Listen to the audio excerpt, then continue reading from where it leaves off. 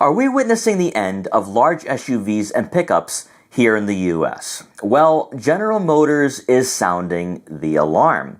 Americans are not spending a lot of money on large SUVs anymore. They don't want to pay 70 or 80 grand for a vehicle that gets 20 miles per gallon. They don't want to spend over $50,000 anymore for a brand new vehicle, which that is the average transaction price for 2026. In fact, buyers want affordability. They want fuel efficiency, and they're getting squeezed. And for the first time this decade, maybe the first time in the last 10 to 15 years, consumers are applying pressure on the manufacturers, and the manufacturers are starting to take notice. In an article from Motor1.com, General Motors put out a statement as they've been having some seminars out in Michigan and talking about what is going to happen in the future. Now, again, everything can be hyperbole. We can say this is the end. This is the end of large SUVs. But trends are pushing in this direction, and at least General Motors is taking note of this. Speaking during some brief seminars at the Center of Automotive Research in Michigan, General Motors North America President Duncan Aldred said that high gas prices are driving consumers away from expensive pickup trucks and SUVs. I'd argue it's also high prices for new vehicles in general. People have been complaining about this for a long time. I feel like the gas prices was the final straw. The seminars were originally reported by Automotive News. Aldred said, "I'm not going to sit here and say it's permanent yet, but we are seeing somewhat of a shrinking of pickup trucks, full-size utilities, and some of the heavier vehicles, and an increase in the more affordable segments of the industry." Right now in 2026, you could argue that this is probably the weakest the automotive industry has been in quite some time. Maybe going way back to the end of the recession era, like 2011, 2012. And we're seeing those same patterns play out. It almost feels like the beginning of 2008 or 2009, where buyers are like, I'm not spending all this money on a gas guzzler. And they all went into the small car direction, and we're starting to see that here play out. Now, if you did join me in a recent video where 1 million buyers have left the market entirely on the new side, we discussed what's going on with Hyundai and what's happening with their sedans. Here's a clip from what was discussed in that video. Over at Hyundai, sedans are on fire. Sales of the Elantra were up 7% in May, and the numbers for the midsize sedan Sonata were up 39%. These numbers are going to match what we're seeing from Toyota and Honda right now. Hyundai credits the gains to buyers looking at more affordable options, but a look at other spots in the brand's lineup suggests that might not be the whole story. With sales of the Elantra sedan up 7% to 16,800 units last month and up 4% to 64,660 units for the year, the compact sedan is doing business. It's not enough to catch the Tucson, Hyundai's bestseller, but it is enough to keep it in second place. The Elantra, the small compact sedan, is number 2 on the list for Hyundai in the US when it comes to sales volume.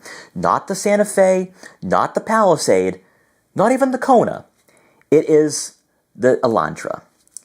Sales of the hybrid especially were up 29%, setting a new May record for that model. Sales for the Sonata fired up 39% to 8,456 units in May and is up 8% to 30,000 units for the year. The Sonata hybrid sales are up 250% year over year, showing that buyers in that slightly larger sedan segment are desperate to save some fuel. And it's not just Hyundai that's experiencing this massive growth, this massive year over year, month over month sales growth for sedans. It's also Toyota and Honda. In a recent article from CarBuzz, they go over and break down the sales figures for most of the models in the Toyota lineup. And we have a nice paragraph here going over what's happening with the Camry and a little bit with the Supra, which isn't as important. The Camry is kicking the tail of everything in Toyota's lineup right now. The sedan posted a 14.2% gain to mark 35,797 units sold. It outsells all Toyota cars combined and is even outselling the RAV4. With the RAV4 sales, obviously they can't meet demand right now, and it's been difficult even getting one to film for you guys, to do a review, a proper review. I expect those sales numbers to increase rather substantially by the end of the summer. Right now, the Camry is Toyota's best-selling vehicle in America. That's surprising. Like we saw with the Elantra being the second bestseller for Hyundai, the Camry is the best-selling car for Toyota.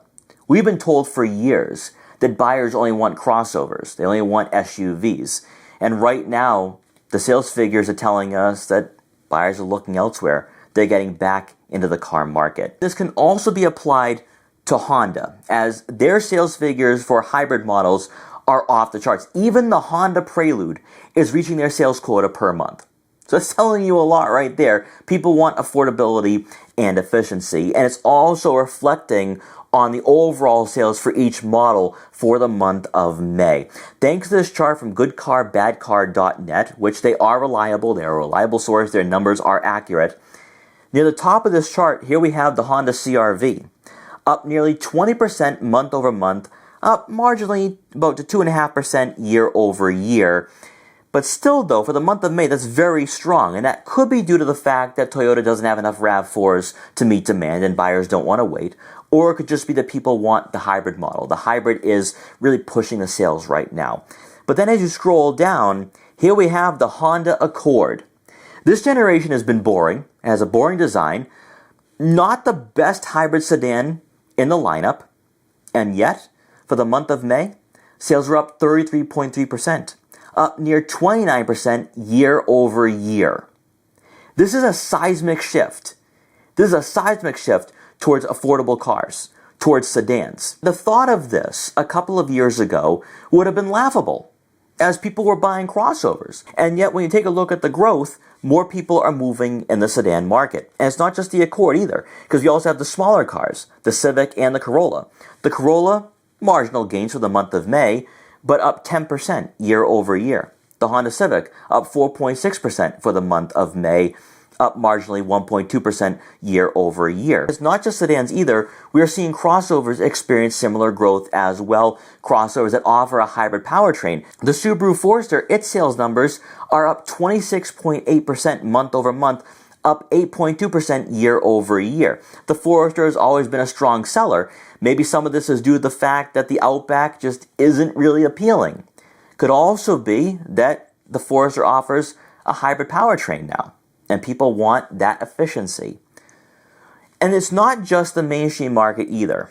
We have another article from Autoblog, which we are not affiliated with, but when you take a look at the sales figures for the first quarter, the only vehicle that experienced sales growth was the Audi A5, up 6%. Now, they attribute this to the fact the A4 no longer exists in the lineup, and it's just the A5.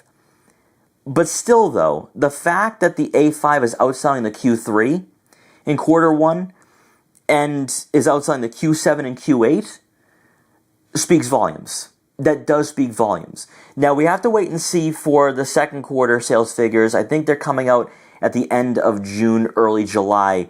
But I would expect the Audi A5 to still see growth year over year, month over month.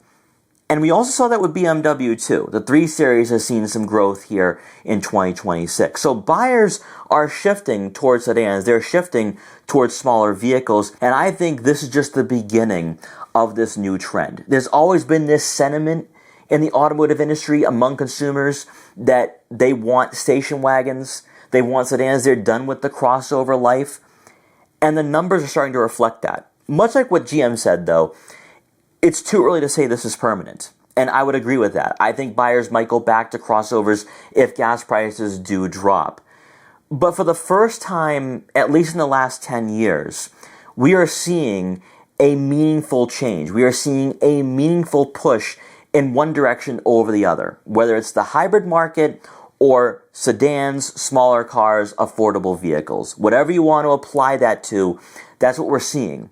More so than the EV push a couple of years ago, which I don't think was genuine at all.